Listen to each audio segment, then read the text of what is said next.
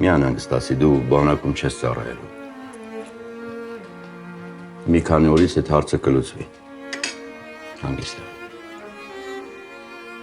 Այդպես դատապարտող հայացքով ինձ մի նայի։ Ես թույլ չեմ տա, որ Լևոնի հետ տեղի ունենային, ինչի մեծ տեղի ունեցավ։ Ես քեզ հետ ինչ տեղի ունեցավ։ Առանց մեր կարծիքը հարցնելու մեզ Մոսկվայից բերեցիր Հայաստան ու գնացիր Ղարաբաղ։ Շատ լավ իմանալով մամայի լուրջ առողջական խնդիրների մասին։ Ու այն ժամանակ, երբ նրան մշտական խնամք էր պետք, թանկարժեք դեղ էր,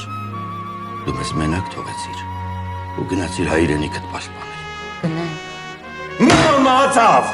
Որի ճիշտ դու նրան սպանեցիր, քո անտարբերությամբ։ Որովհետև քո հայրենիքն ու զինվորները քեզ համար ավելի կարևոր էին, քան սեփական ընտանիքը։ Հա գնել, կարևոր էին։ Եթե դու այսօր չես արթնանում ռումբերի պայթյուններից, այդ հենց այդ զինվորների շլորիվա, որ իրենց կյանքը զոհեցին քո նմանների համար։ Իմ երեխու կյանքը իմ համար ամենաթանկ բանն է այս աշխարհում։ Դու կարծում ես այն զոհված տղերքի ծնողների սիրտը չի մտկտացել։ Թե տղերքը ապրել չէին ուզում, ամուսնանալ, երեխաներ ունենալ։ Ոչ ոք պատերազմ չի ուզում գնել։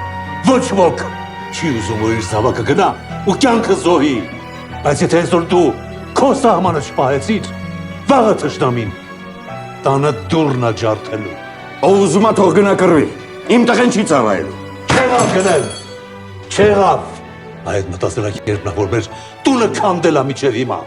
Ու այն հսկա երկրից մի բուրգ քարքարոտ հողակտորա մնաց։ Թող կռվեն, թող ծառայեն, թող զոհվեն, բայց ոչ մեր երեխաները։ Այդպես չի լինում գնել։ Այս երկրից պետություն ստեղծելու համար աշխարհի ամեն մի հայ